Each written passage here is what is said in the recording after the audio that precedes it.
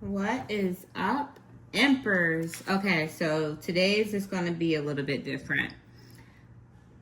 I was relaxing about a few days ago, and no, I was actually watching Money Heist again.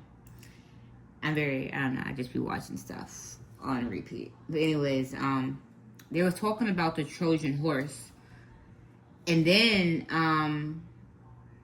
I was brought back to one of the books of the prophets that came after the Torah. Well, that's in the collection that's after the Torah.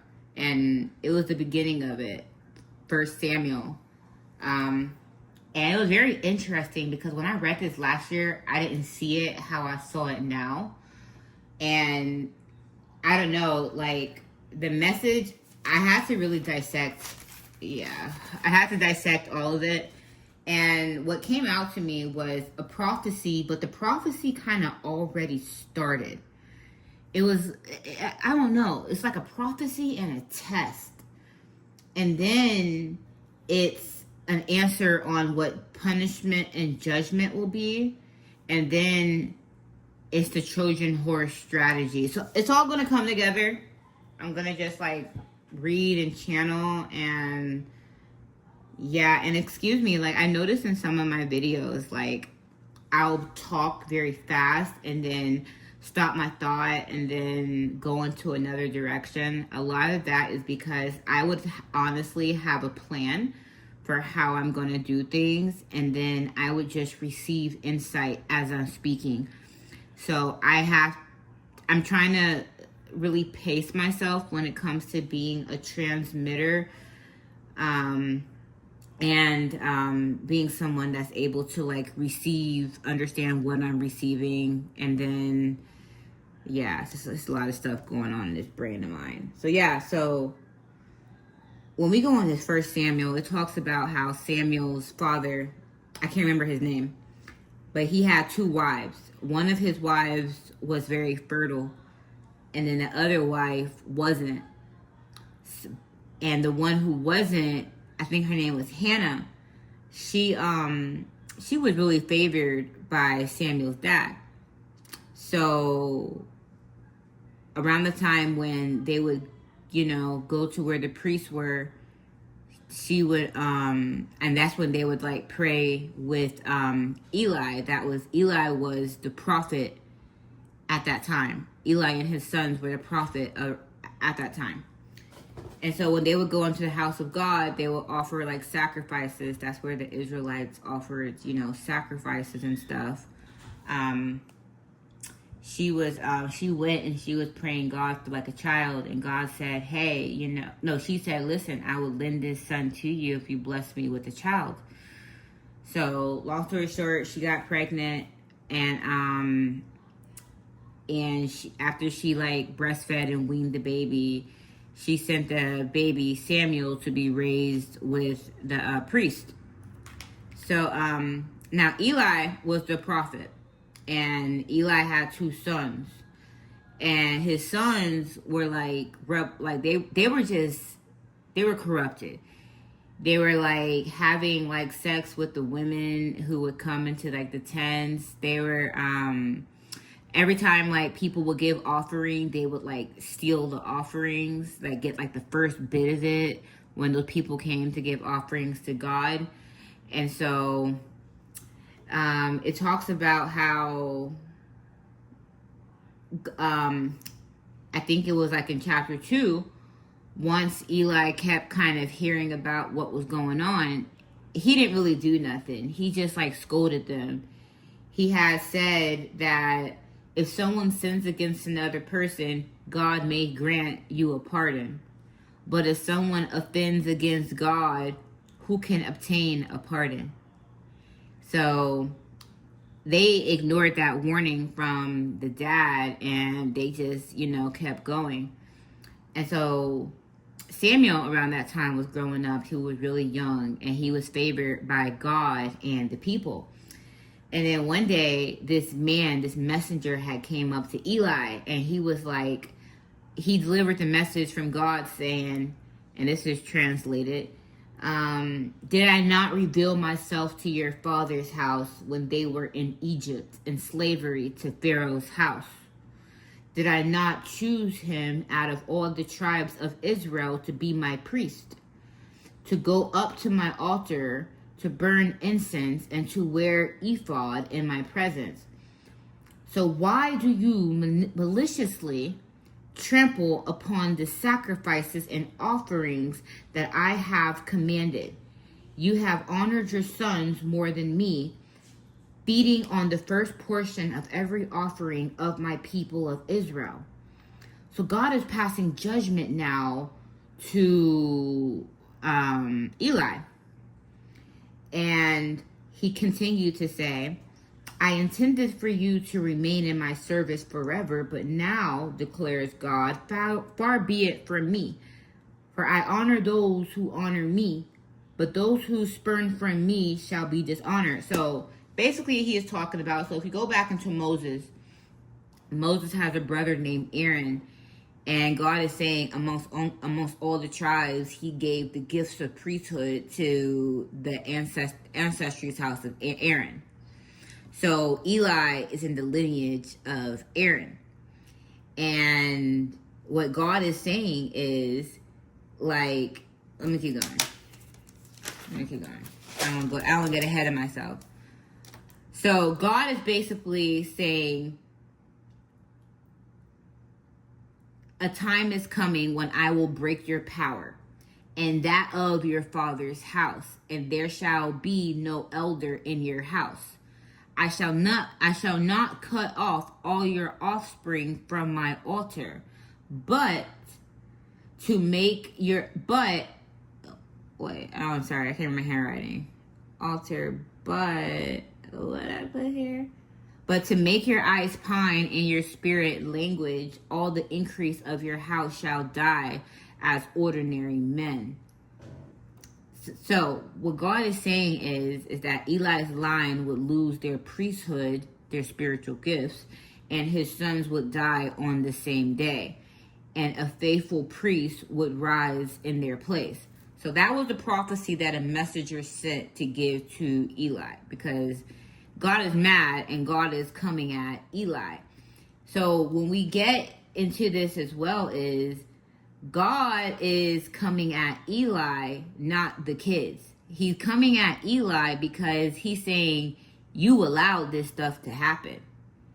You know, you didn't stop your sons. And that was the biggest part that I got from that is, in no way, give me 1 second. I put a note here.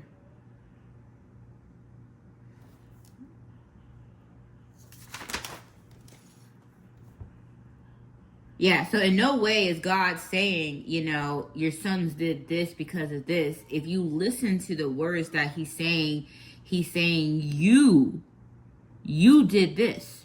You honor your sons more than me.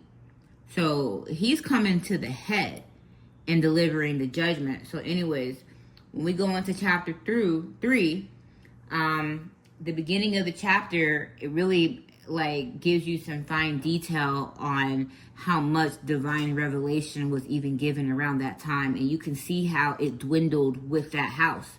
So it says the word of God was rare in those days. You know, visions were not widespread. Entire era of divine withdrawal.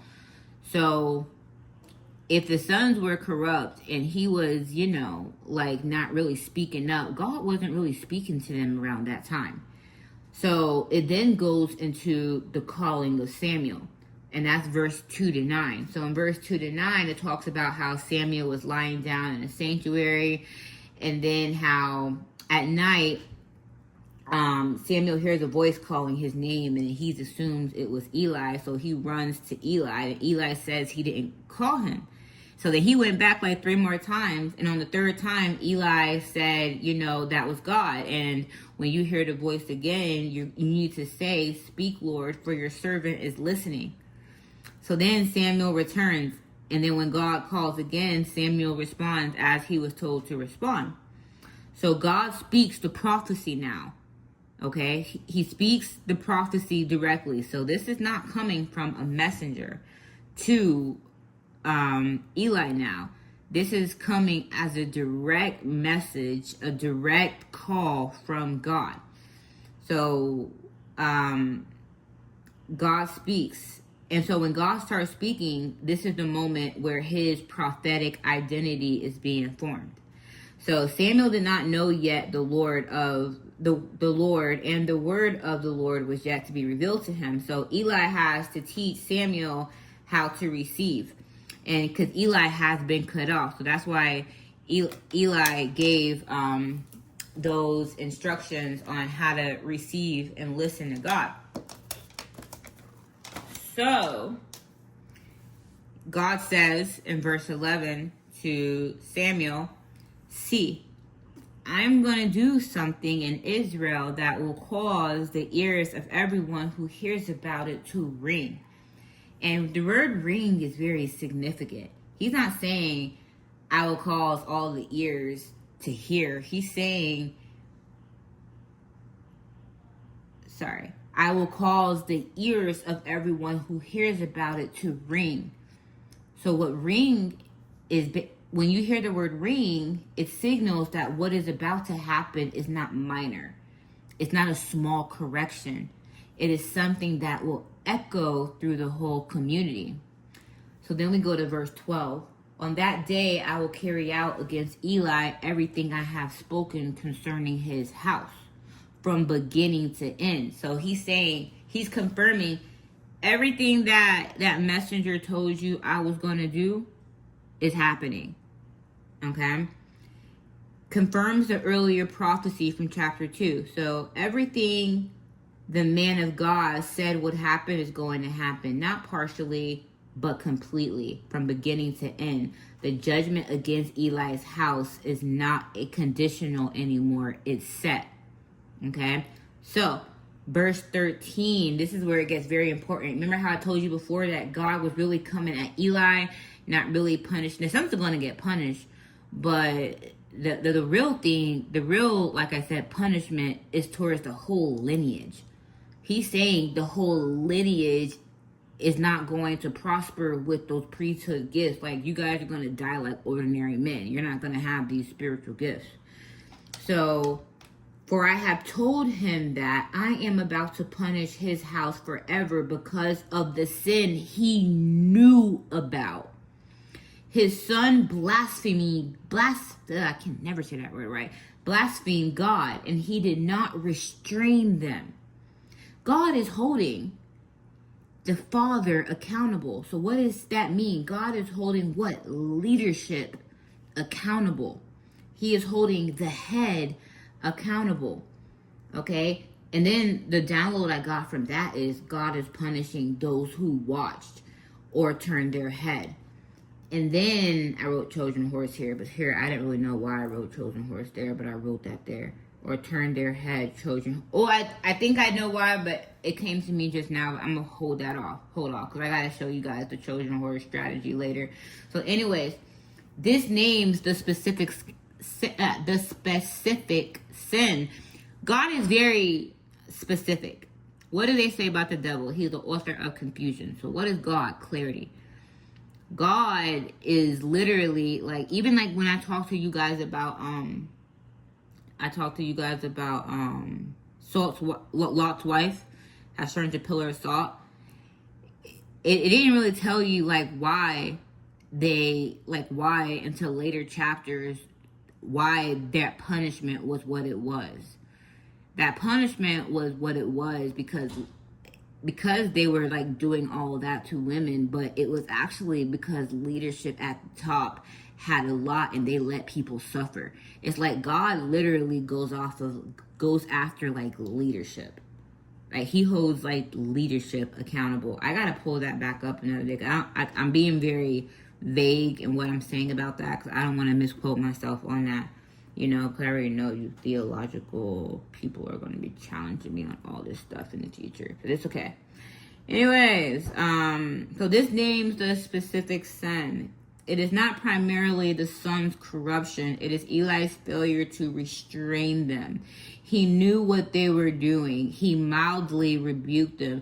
So what he's saying is a lot of people like, you know, brush people off, but not really do something. That's what the dad did. He noticed it. He said something, but he didn't rebuke it.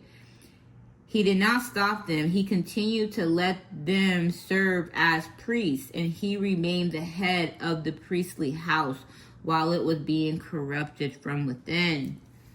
All right. So the Hebrew word for restraint is gone, to weaken, dim, restrict. Eli did not weaken his son's ability to continue in corruption. He allowed the corruption to have full run of the sanctuary. His knowing and not acting was itself the offense that produced the judgment on his line. You know, that's why they say, you know, the sins of the father goes to the son. It ain't even that. It's like the sins of the father is, it cursed every descendant.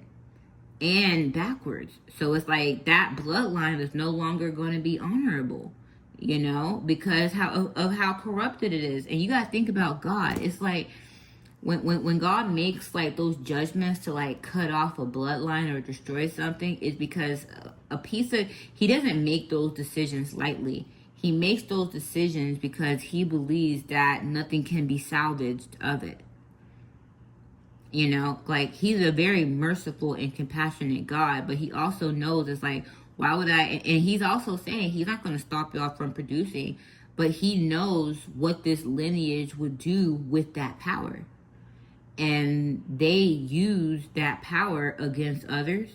They use that power to put them above others. They use that power for greed, and that's something that a whole bloodline has to pay for. And that's why he's being very specific in this to show like what he expects and why a lot of people who, you know, carry a lot of responsibility, you know, what also the consequences are if you kind of mess up with that. And it's like having like spiritual responsibility and truly like not using your spirituality or those gifts correctly, like he would come after your whole lineage with that. You know, it's like, so for me, it's like I have a lot of like spiritual gifts, and I've just, like I said, it's witnessed a lot of stuff. It's like I can't do that. You know, even when I'm like doing this stuff here, it's like I gotta come. It's like I'm taking a big risk doing this. I'm a very private person, and I tell you guys a lot of my wounds. There's so many people who can watch this stuff and then try to bait me into rage bait, all this other stuff just to get a reaction from me, to use, and people can just like use my healing against me. Everything that I'm doing here, being vulnerable, is like it could be used against me, but that's what has to come with it. I can't give you guys this and then put myself on some high pedestal like I'm just some perfect person who doesn't make mistakes. I don't do corrupt stuff with my gifts, but I'm not perfect. I make mistakes. So I have to offer balance with what I do, which means whatever I'm gifted with, I'm above nobody, you know. And God does not like when he gives people gifts and then even the knowledge or the wisdom, and they put themselves or place themselves as superior to others. He does not like that at all. So yeah, I don't know. I'm kind of channeling right now. I feel like, I don't know, I'm just saying stuff that I should be saying right now. So follow me. Let's keep going. So anyways, the judgment's on his line. So he punished his house. So punish his house forever is significant. So not punishment of Eli individually, but judgment on the lineage passes through his descendants. And if you guys ever believe in the reason why I say it goes backwards too, because if you believe in reincarnation or not, usually what happens is, so ancestors, if your ancestors, it's like this. When we first come, I'm gonna give you a quick little lesson about it. When you first come here to like Earth School or whatever, you know, like we come to like learn lessons, but a lot of times our soul gets very fragmented from wounds. And it's like you can't like, and then it's like when you die, it's like those lessons have to be learned so you can reclaim all the parts of you that was still behind. So a lot of like ancestors in the past who like went through a lot of things that they didn't heal, it's like they have to come back to relearn those lessons. So how bloodlines get cursed is if someone like ruins their bloodline, a lot of your ancestors actually are planning on coming back, and a lot of them want to come back to that same bloodline. So to learn the lesson and then to do better. So if you are out here corrupting your bloodline, your ancestors have to now come back in, and at least someone has to break the pattern. Okay, so that's, I'll talk about that another day. I really don't feel like dealing with that. So that's why the curse goes forward and backwards, because when the people come back into your bloodline, then they're now dealing with the mistakes of now their ancestors, Eli and Eli's whoever. So the ancestors who got the gift before are now going to be the descendants coming in the future, now dealing with what their new ancestors did. It's like a perpetual cycle. So anyways, verse 14. Therefore, I swore to the house of Eli, the iniquity of Eli's house shall never be atoned for by sacrifice or offering. God's making it clear here. Don't offer me no sacrifice. Don't offer me no offering. Now, why would he accept that? Why would he let you use the same mechanism that others use for atonement? And you're supposed to be the one that assisted in their atonement, and you were taking the very things that people gave for an atonement for yourself. So why would he allow you to give an equal or a greater sacrifice, and that was the same measure that you corrupted? I mean, I hope that makes sense. I'm trying to like push that out there the best I can. So offering. So ordinary sin can be atoned for through the sacrificial system. So I really have to go deeper into that part there, because about that final consequence there, because that was really something that was weighing deep on me. He said, therefore I swore to the house of Eli, the iniquity of Eli's house shall never be atoned for by sacrifice or offering. So it's like, yeah, we're going to go into that. He said never. So ordinary sin can be atoned through a sacrificial system. This is what the priesthood exists to facilitate. But this specific iniquity, the corruption at the head of the priestly house itself, cannot be atoned for through the very system that was corrupted. The mechanism of that atonement is not available for the corruption of the mechanism. The judgment is final. So I'm going to go deeper into that. And the download I got was like justice system. I was thinking justice system. That's what came to my mind. And it was like God's judgment. So I was trying to figure out what that meant. So anyways, let's break down the pattern of this prophecy real quick.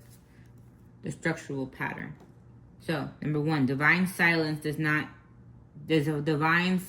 precedes the transition. So the chapter opens with the word of the Lord being rare.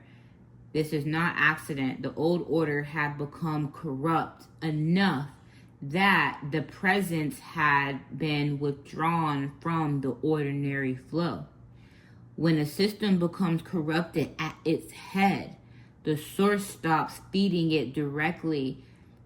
This creates the vacuum that allows the new order to be established. So what is God saying? God is right now saying there's a system. And they're saying that this system is just too corrupt to where it won't be fixed within this system here. Okay?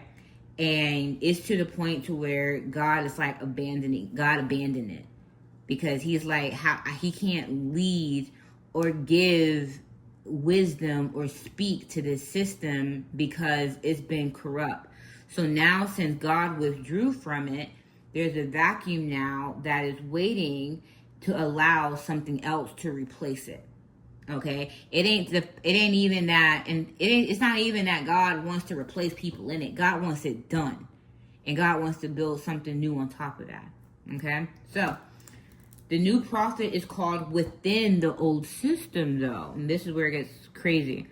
Samuel is not brought outside. He is inside Eli's sanctuary. He's been serving Eli.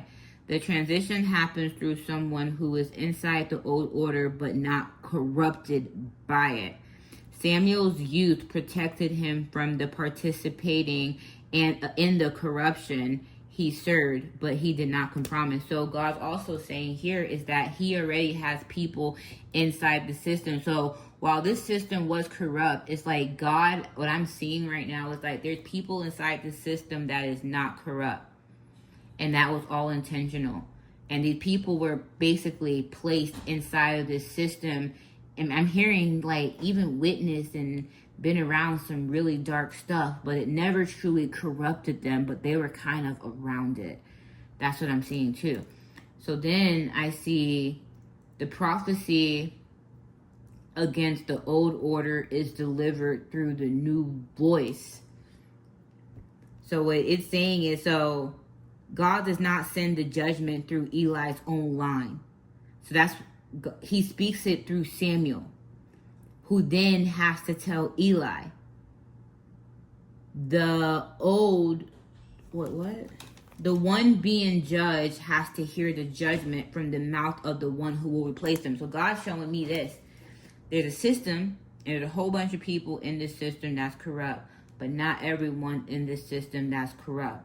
So there's people in this system who see the people who are corrupt, and because they're not corrupted by it, they're going to be the one to judge the people in the system that was corrupt. And I'm hearing that there's like someone younger who is going to replace someone who's at the top. There's someone younger, and these people are like they're there, but they're like silent.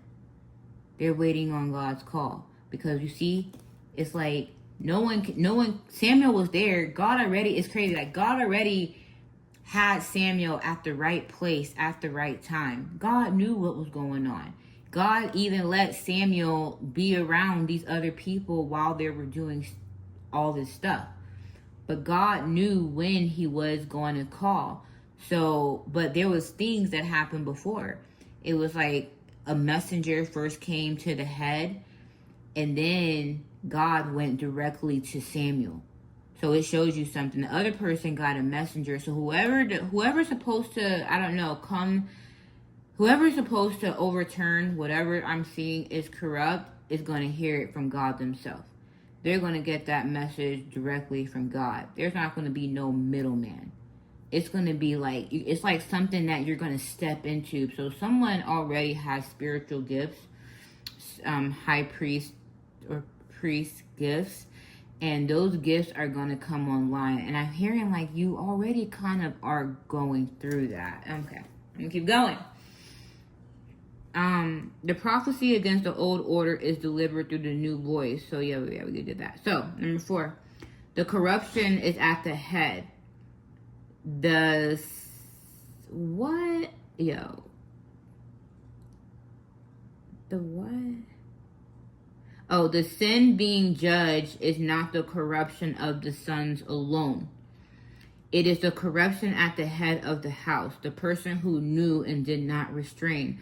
When leadership fails to correct what it sees, leadership itself becomes accountable. So it's like what I'm seeing is like a lot of corrupt stuff was happening, like at the bottom, people doing stuff, but people at the top just turned a blind eye to it. They allowed it to happen. And I'm hearing a lot of people let it happen because they're just used to people being either scapegoated, or they're used to, and it's like, I don't know, I'm hearing fear too, keep their mouth shut, because I guess this is the stuff that just happened. But God is holding leadership accountable. So the judgment is unrecoverable through the corrupted system. So no sacrifice can atone when the corruption is at the level of the atonement mechanism itself. That mechanism cannot repair what it participated in. Something outside the corrupted system has to arrive. And that's what Samuel is. So what I'm seeing right now is, let's say if it's like a local police, it's like FBI. Let's say if it's in a smaller jurisdiction, it's like a bigger jurisdiction. Because think about it. So if people went to the priest as the direct relation to God, well, guess what? Eli was used to get direct relation from God. So now God is coming directly to Eli. Okay, so it's like something outside. So what I see here is like judges are being judged. What I see here is like police are being judged. Like I see like lawyers are being, I just see people who could have done something. People, I even hear doctors right now. Like I'm hearing, oh my God, I'm hearing child protective services right now. I'm hearing like a lot. I heard Rico. Yo. Did I want to pull some cards for it? No, I'm gonna let this just be like a spiritual reading. No, I'm not gonna do cards yet. I might do another one with cards, but I'm just gonna go with what I'm hearing right now. So yeah, religious community, heard that too. So anyways, let's keep going. So when those who administer justice are the ones committing or protecting injustice, the justice system cannot atone for what happens within it. The mechanism cannot resolve corruption at its own head because the mechanism itself has been captured by the corruption. Filing complaints through the system to address failures of the system is the sacrificial system trying to atone for corruption in its own priesthood. It does not work. So I went deeper into it. I had to be really clear about what's going on here. So I was like, how the pattern operates. So the corruption at the head controls the mechanism. So every attempt at internal repair passes through the corruption itself. So I remember I was going through like some court stuff. And it was like, I knew it was all messed up. Everything was messed up about it, right? So I tried to like file some papers that was like, yo, like I was like, motion, this is fraud, all this stuff here. And it was like the people didn't even care about that. That's when I knew like I couldn't really fight this battle, because I was like, why would I?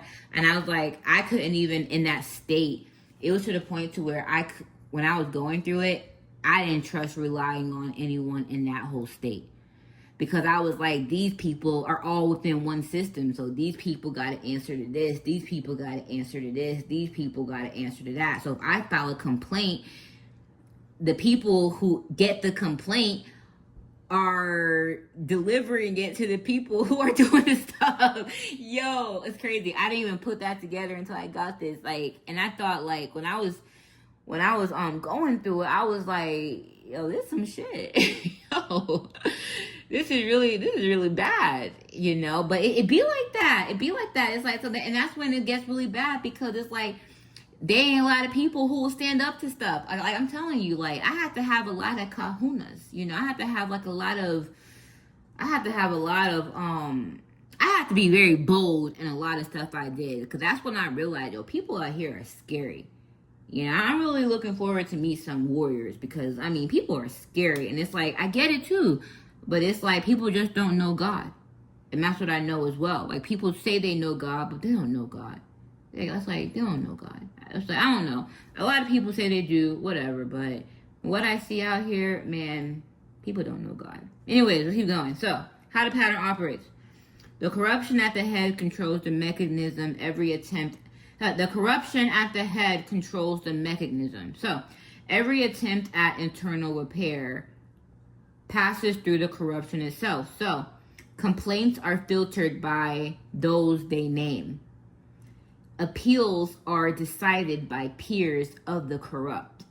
Oversight is composed of the same class as those being overseen. Even individuals of integrity inside the system operate within the norms established by the corruption. The system protects itself. This is its nature. It cannot atone for what it houses. So where this applies, justice systems, where those enforcing law commit or protect injustice.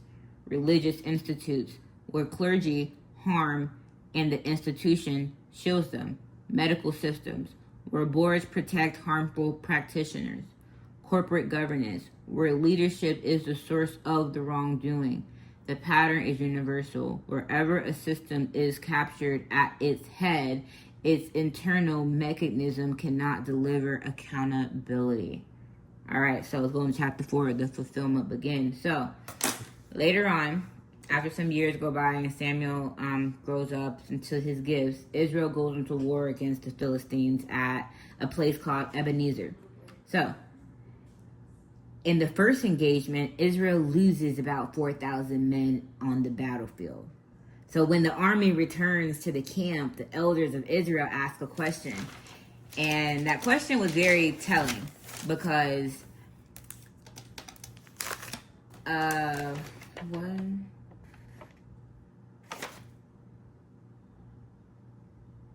so they say, why has the Lord defeated us terribly before the Philistines? But you got to notice what they don't do. They don't ask if their engagement was aligned. They do not seek a prophet. They do not consult Samuel, who is now established as prophet in Israel. They do not examine themselves. They immediately assume they should have won and something must be missing. So let me go deep into this right here, because I'm pretty sure a lot of us probably went through this situation. So I'm gonna use me as an example. So I had like different people in my life to where you ever like, let me use the general situation. You ever had a situation to where you came into someone's life who lacked greatly, and then you provided that person like a lot of support, right? Like kind of turned that person's life around. And you know that was because of your interaction with that person. It was what you poured into that person. Now, what people do is they, I guess, I don't know if it's the ego or maybe they do it intentionally. They now take what you built in them, what you gave them, and then go in front of other people flaunting as if, it was all them. It's like they forgot the person who kind of put them in that situation or who helped them. Who even, like, let's say if like you're a man and it's like a woman. So let's say like this woman was really like, like just striving and didn't really have a lot of money. So you invest in her. So you invest into her looks. You invest into her wardrobe. You invest into her business. You invest into just her overall being. So now this woman is like more attractive. She's not saying she wasn't before, but you understand, when you kind of have the things that you need, you can kind of exude that attractiveness a lot more. You're more in like a receiving magnetic aura. You're exuding that. So that person now takes that energy and now attracts other people with that energy, but really it's your energy that you shared with that person. And a lot of people who carry a lot of like vibrant energy, a lot of like just natural sun energy, you're able to kind of light up a room and even light up those who you pour into around you. So what these people do is they now go and flaunt as if it's just their light. But before you came into that life, this person wasn't able to just attract those people. The person probably never even has someone like you in their life, right? And so now that you're in their life, they would kind of like try to keep you to the side, or like while you're gone, they would try to go around other people, and other people are but they really still, other people are smelling your scent on them. That's really what it is. And I'm telling you, like, if you listen, that's really what it is. I ain't gonna sugarcoat it. That's what it is. People are smelling your scent, your aura on that person. And so now, let's say you pull your energy back.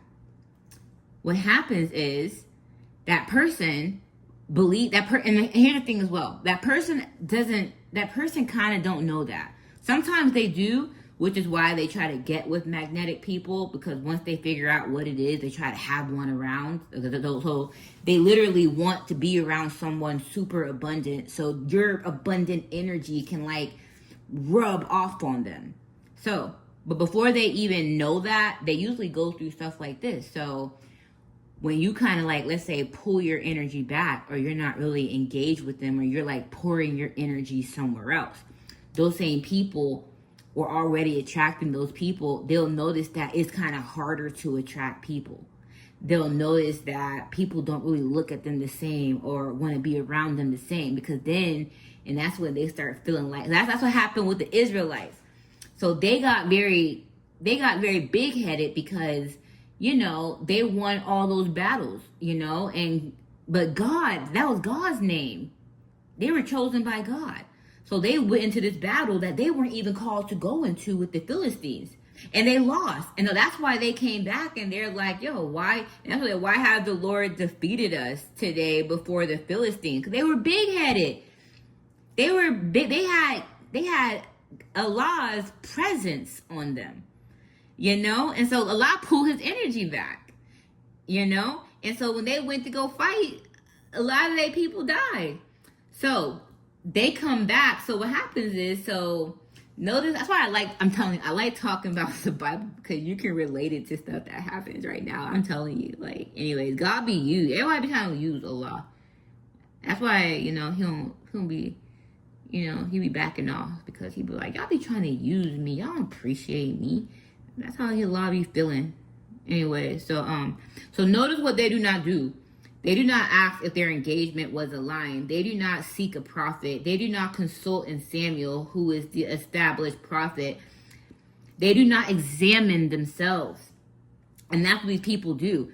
These people, they actually, when they feel it, when they see that they can't attract or they're not as successful without your energy, like, they don't really want to go deep into their ego and see the truth. That just ain't their energy. That really, they are where they are because they had you. They don't want to look at that, because what is that going to say about who they are? They don't carry that presence. I'm sorry, not everybody does carry that. You have to earn that. And then that's a gift from God. Like, being prosperous and stuff, that's something that you earn energetically. But a lot of people in life are stuck. So when you're prosperous, you can plant seeds all around and you can grow. But when you are kind of stuck, and when people also want to hold you back, so a lot of time people will hold you back, because if you're pouring it all into them, then you're not growing in other directions. So these people, you know, they don't want you to see that. So they don't want to see that, dang, well, I really need this person here, because if this person goes, then I'm not going to keep attracting. I'm not going to keep winning.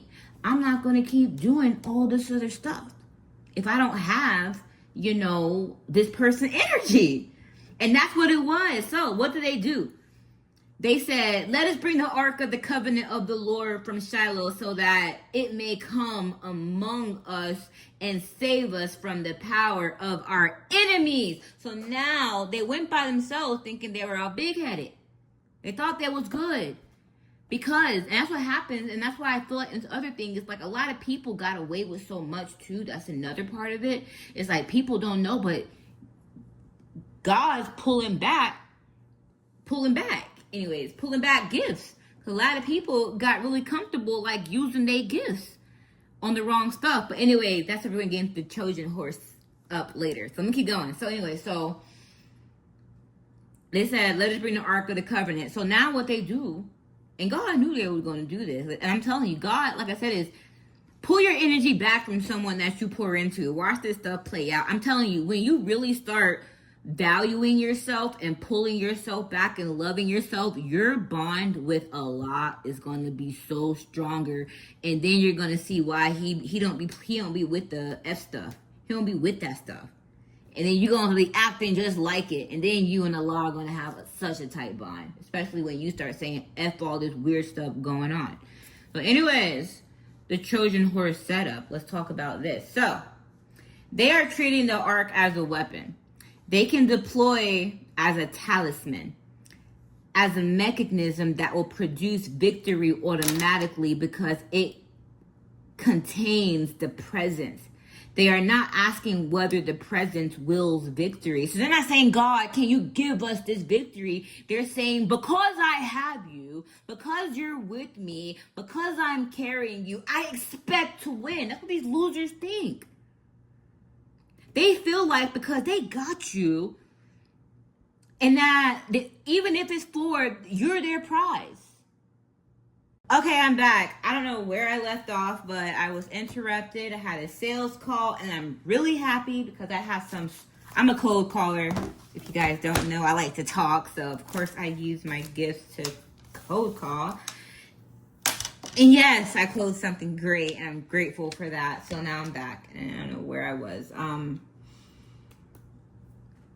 I don't know where I was. I could have just like replayed it, but I don't know. Let's see. Man, I feel good. That kind of got me a little fiery. Yeah, I was having a little rough day. You know, it was crazy. I'm gonna talk about me. You know, like I said, I gotta be a little vulnerable. So like, I go through stuff, and sometimes, even I'm a very strong person. You know, I'm allowing myself finally, because I went through so much. I just got used to going through stuff to where I suppressed like a lot of like just how I really felt.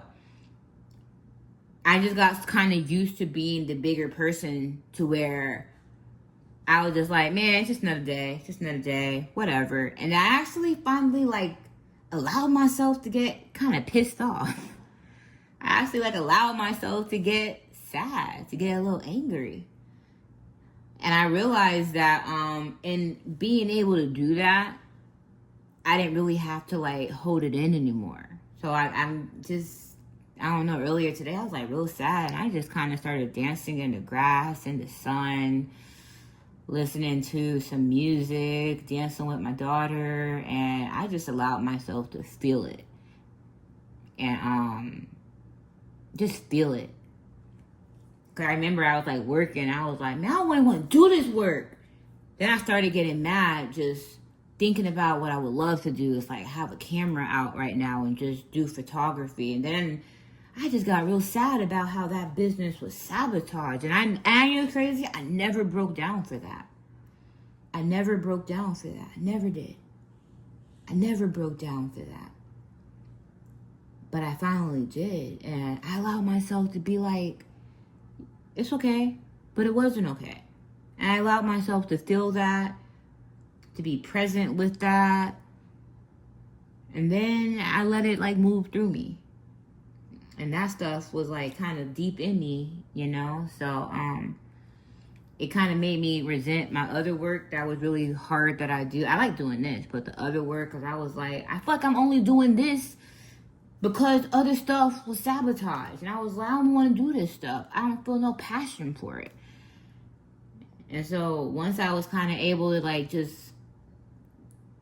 let it go finally, then I was able to kind of like just get up and like try again and like keep pushing. And then I was like, you know, I didn't, that probably was sabotage, but actually that business that I had to where I was able to like truly express myself, that was actually a projection of a part of me that hid. Because when I used to like do photography for people, I would like create little like light orbs around them. And I'm actually mad, like when it was sabotaged so bad, I deleted all of it. I kept some of it, but I just deleted all of it. But anyways, when I used to like just photograph people, I would just photograph people as like their best self. And I didn't realize that was kind of a version of me. That was me hiding. I saw the best in everyone else, but not really me. You know? And I didn't really see the best in me for a very long time. So then I was just like, well, what if that business was sabotaged, but it was meant to be? Because maybe I wasn't like truly like expressing myself how I could express myself. But then I was just like, well, what if that was just the channel for my expression? So now I can just channel that expression into what I'm creating now. And that's when I was kind of able to like make peace with it and let it go.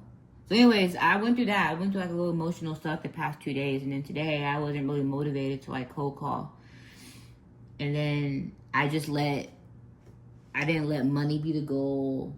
I didn't let success be the goal. I just wanted to have like one real conversation with someone. Because like I said, the sale is the byproduct of one real conversation. So, am doing that today. Like, I cold called and I had like a real conversation with someone. He was kind of busy. And I let it go. I kept going, and I didn't allow myself to like overdo work. And then I kind of started on this video. And then while I was recording, like, he called me back, and I was like, dang, that's what happens when you really just let go of stuff. So anyways, that's kind of what I went through today. You guys get to hear a little bit of my mess. So now I'm back. Let's talk about this. So anyway, the Trojan setup. So they are treating the ark as a weapon they can deploy, as a talisman, as a mechanism that will produce victory automatically because it contains the presence. They are not asking whether the presence wills victory. They are attempting to use the present for their purpose. So they're still not seeing that it's because of God's presence that he allows you guys to have this victory. You're not even asking God for the victory. That's what happens with these users. They're not saying, hey, can you come with me because, you're a real catch. And when you are with me, a lot of people kind of gravitate. No, they don't want to do that. So they're going to take from you just so they can receive. And that's when people start doing sneaky stuff. They start bringing you around just so you can be a magnet and they can get what they want. And then once they got what they want, they throw you away. Or they act like they're the ones, or they try to swap roles and make it look like they're the ones that make you look good. This is what happens. So think about it. We are the echo of what Allah goes through. What we go through is an echo. So that should also give us, we expect Allah to have so much compassion, but shouldn't that make us have more compassion for Allah? Anyways, so the ark is at the Shiloh where Eli's son, Hophni and Phinehas, serve as its priest. The people send for it. Hophni and Phinehas carry it out to the battlefield, and this is critical. The corrupted priests are the ones carrying the ark into the situation that will destroy them. The prophecy from chapter 3 said they would die on the same day, and it is happening now. So, when the ark arrived at the Israelites' camp, the whole army lets out a great shout, so loud that the ground shakes. The Philistines hear the shout and become terrified. So they say, gods have come into the camp, and they remember what happened to Egypt. They know the reputation of the God of Israel. Exactly. They know the reputation of the God of Israel. And these people are protected because they're chosen by the God of Israel. But instead of fleeing, the Philistines fight harder. Their fear becomes desperation. They rally themselves and they fight like men who might lose everything. Who do you think even did that? Who do you think hardened Pharaoh's heart? So why don't you think that these people, if you think these people are going to run because you have a presence that you don't even feel powerful without, God is literally going to make them powerful. Because here's the thing, not make them powerful. He's going to let them move forward because God's going to show them. This is actually a fair battle. You're fighting it might versus might. And actually, it's not a fair battle. You're fighting against people who don't even see their own strength, who believe that their inherited power from God is theirs. So God left them with just their own might. And how are you going to come against someone who's fighting that they might lose everything? These people already came to the battle with the ego, and they already thought that the enemies would run specifically because of what they carried with them. Not even that they would run just from being strong by themselves. Anyways, let's keep going. Israel is defeated, not just defeated, slaughtered. 30,000 Israelite foot soldiers died. Hophni and Phinehas are killed, and the prophecy about the two sons dying on the same day is fulfilled exactly. So, what happens after that? The ark is captured. Now, this is what I was talking about. The Trojan horse. Sorry, my mind's like not focused. It's like it should be because I took that break. All right, so the ark is captured. A messenger runs back to Shiloh. Eli is now 98 years old, old and blind, and he hears from the messenger that the Israel fled. There was a great slaughter. Your two sons are dead, and the ark is captured. So Eli received the news in order, because even when Eli was told about his lineage and his sons before, he accepted that punishment from God. So he does not even react to the death of his people or the sons. But when the messenger tells him that the ark has been captured, he falls and breaks his neck. And then what happened after that was Phinehas's wife, who was pregnant, or did it say his? Yeah, Phinehas's wife, who was pregnant, went into labor and named the son Ishabab. Ishabab. I think that's what it's called. Ishabab, I think. Anyways, and basically what that means is the glory has departed from Israel. Okay, and that's what happens, and that's what happens. People receive people, and sometimes these people come into your life for a reason, especially if you're down in your life. God blesses people through people. That's how God blesses people. Okay, so when you are blessed with someone, and that person is able to energetically pour into you, whether it's through love, understanding, whether it's through finances, and you become stronger because of it, a lot of people don't realize that that's the glory of God coming to you from a person. But then when that person pulls away, most of the time it's God instructing that person to be pulled away. And then she died. And then the son, her last thing that she had to do was name what happened. The glory has departed from Israel, for the ark of God has been captured. So now,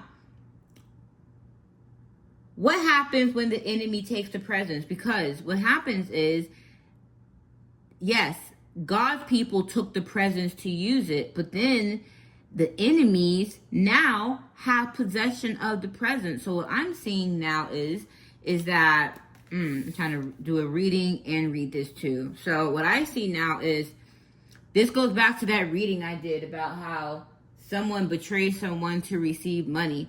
But remember how I told you how when people kind of get around people who are abundant, it's like they carry a scent. It's really that person's essence is on that person. So that's why a lot of women, when they get with certain type of blessed men, high value men who are very prosperous, they want to get in bed with you, because that's the easiest way for that. A man's abundance is in his seed. So they're having sex with you. You're pouring your abundance into that person. Literally, you're pouring into them. And I know that sounds so inappropriate, but you are. You're pouring into them. Yeah, anyway, so they're right now carrying that stuff. And then what happens is this. If you're getting with a dark woman now, she'll literally do that with you and then go sleep with other men. And guess what you have? You have other men now trying to take your energy too. That's what they do. Or she'll do that and then she'll go have an orgy or something, and that's how they do these sex rituals and stuff. By sleeping with you, you're pouring into them, and then they can go give that energy to a whole bunch of people. And that's how they people cults or whatever, they use people like that so that you're feeding a group of people. And then you're wondering, and you think that you're still prosperous, so you're doing good because you're getting all that attention. But no, you're going to keep making money, and they're going to allow that. But they want you to believe that that is true prosperity when it's not. It's false prosperity, because yeah, you're making a lot of money, but guess what? You're stuck. Guess what? You're bound by a whole bunch of work and stuff. Every time you want to do something for yourself, or if you even think, go try to find a real woman that you love and watch how everyone will stand against you. Go try and do something that's really positive and watch how they stay against you. You will have to literally have a lot of sex with a lot of women or men, or be someone who is obsessed with work. Because if you keep producing, that's the energy. And then you keep having sex with these people, that person is literally able to take from you and to give to a whole bunch of people. And now she is the feeding tube for them. Damn, I don't know where that came from, but it came. It came and it went. So anyway, what happens is this. God left a trap and there was a prophecy. So while God handled Eli and them and all of that, God handled that. But what God also did was he allowed himself to be captured. So what happens is the story shifts. The Philistines have captured the ark and they think they have won.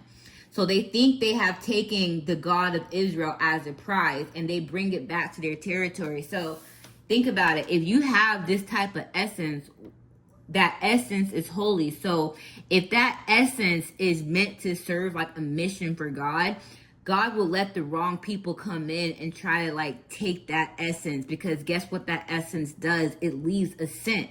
So if someone is walking around putting your energy in a corrupted group, guess what God can see inside that corrupted group? So anyways, they first take it to Ashdod, one of the Philistine cities, and they bring it to the temple of Dagon, their God, and they place it beside Dagon as a trophy.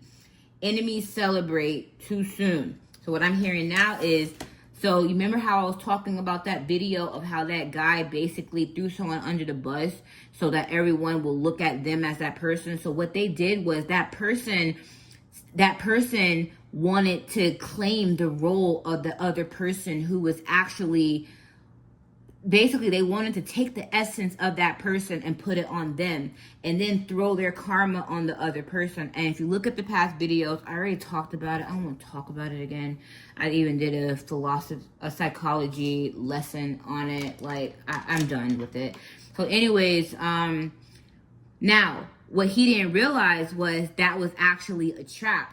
So God allowed for that person to win that battle and to defeat the other person, and like let everyone throw the karma on the other person and let that person wear the energy, because then that person, like I said, was sleeping with other people. Because you remember I told you in that video that that person had another woman they were sleeping with who was associated with the people in the group. Well, that essence right there was a signature, because everyone really was only dealing with him because they wanted to get to the girl. And I told you the leader in the group, and I'm seeing the leader from this thing right here, was actually interested in the girl.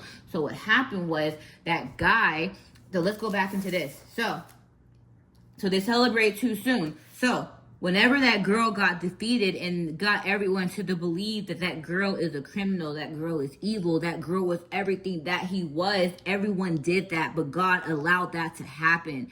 God allowed it to play out exactly how it was supposed to happen. Because what did I say? Something about this is a prophecy that was supposed to happen.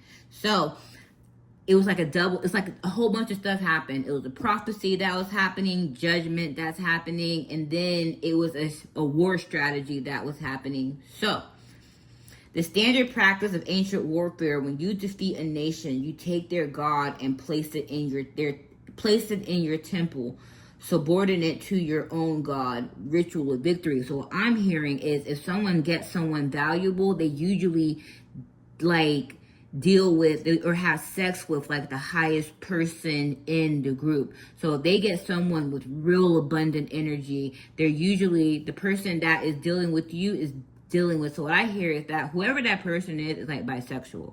This person is like doing stuff with like women and men in this group. Here, I heard something else, but I'm gonna do a reading on that. I ain't even gonna spoil that right now. Matter of fact, I gotta write that down in my hand.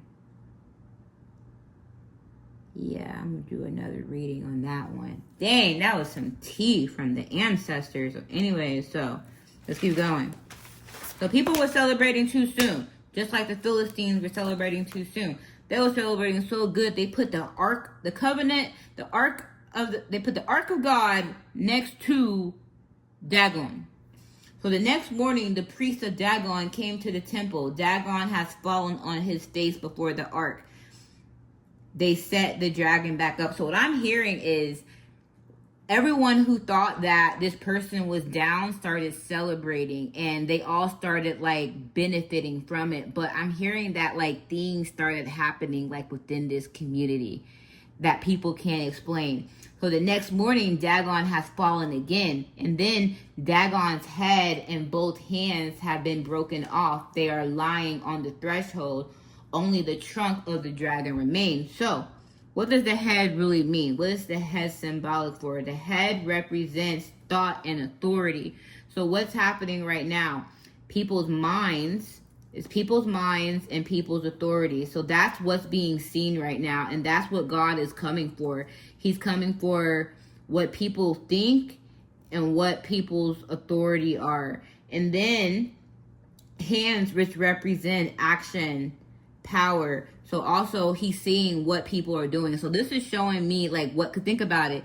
It's talking about the presence was actually in there as a Trojan horse. So what's happening right now?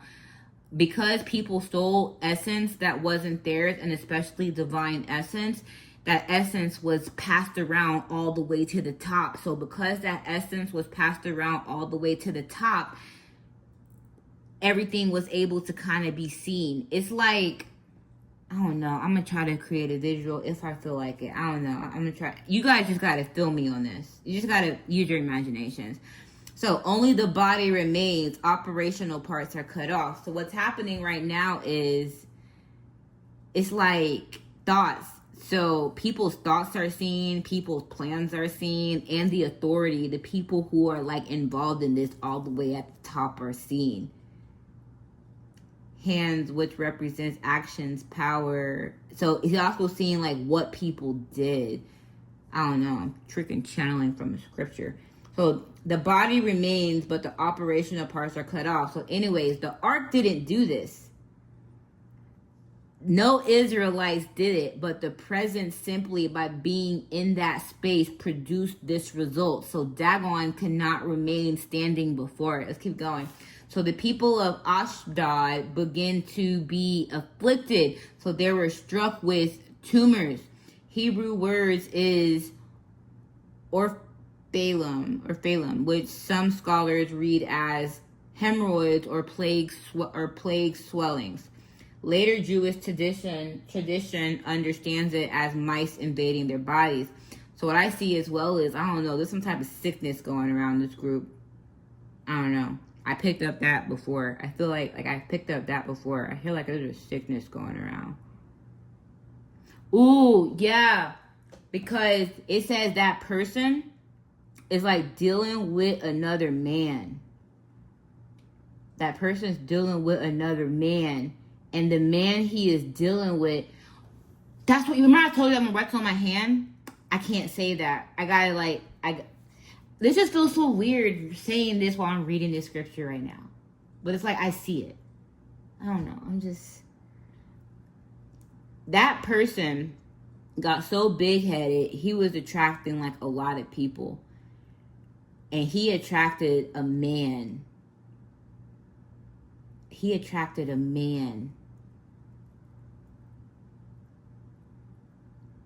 I don't know. I'm going to pull cards on that later. So anyway, so later the Jewish tradition understood it as mice invading their bodies. It was severe affliction, the people said.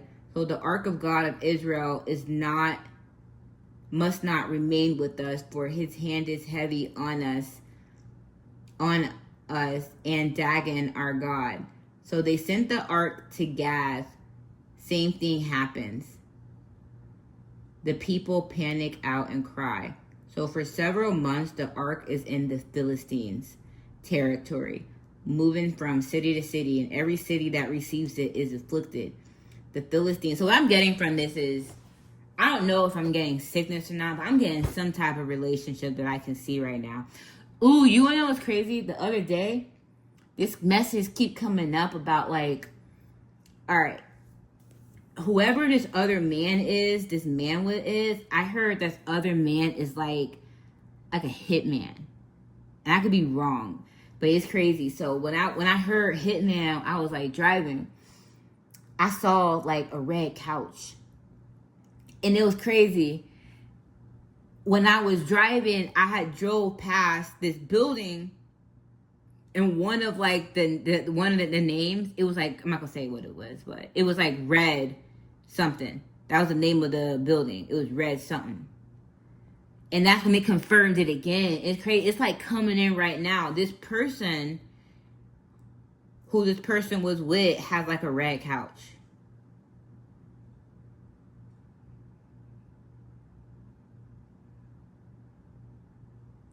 And then when I was just saying that, I saw like plague, and I saw like in the movie like the Prince of Egypt, when they put like stuff over the doors, like the sheep blood. Yo, I don't know. I'm like in something deep right now. So anyways, so the return of the guilt offering. So after 7 months, the Philistines called the priest and the diviners together.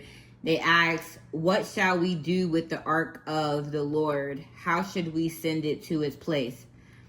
And they tell him, "If you send it back, do not send it empty. Send a guilt offering with it. Then you will be healed, and you will know why his hand has not turned from you." So, anyways, they offer a whole bunch of gold, mice, yada, yada, yada. And then they even tested it. Like, they tested it with attaching some cows to the thing. And they said, well, if the cows turned back towards the herd, then all this stuff that happened was a coincidence. But if the cows keep walking, then we know it was God. So anyway, they even tried to like call the cows back, but the cows were moved by something else that was outside of their natural instinct. So the reason why I got this Trojan horse was because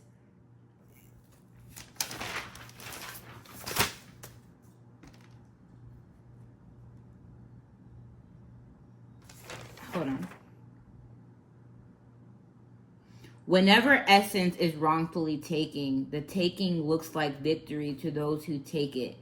The essence itself operates by its own logic. The takers cannot use it.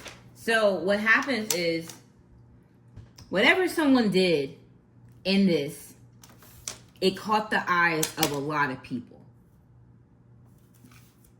And I'm here, that's why at the beginning it says, God's about to do something that's going to make the whole community's ears ring. Okay? God doesn't need an army. Just the enemies even doing this was God's mechanism. He doesn't need an army. So in this, he was able to like go into enemy camp, take down their God, and literally have himself sent back home. Okay? That's what he was able to do, simply just from his presence being there. So whatever people did, it was supposed to happen, and it was supposed to happen amongst a lot of eyes, is what I'm seeing. And God's judging a lot of those eyes, because a lot of those eyes had the power to do something and they didn't. So it's kind of like an inverse thing. So God allowed for some things to happen. So it's like, so he was basically like the Trojan horse.